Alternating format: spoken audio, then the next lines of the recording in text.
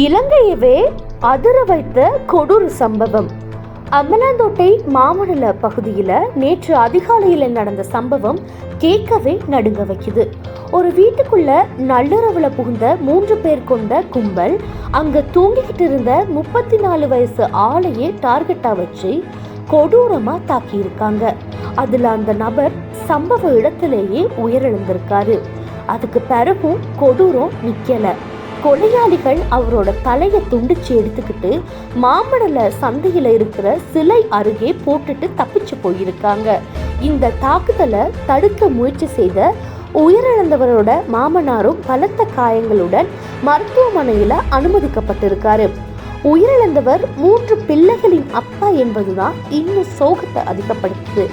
இப்போ அம்பலாந்தோட்ட போலீசார் சம்பவம் குறித்து தீவிர விசாரணைகளை நடத்திட்டு இருக்காங்க.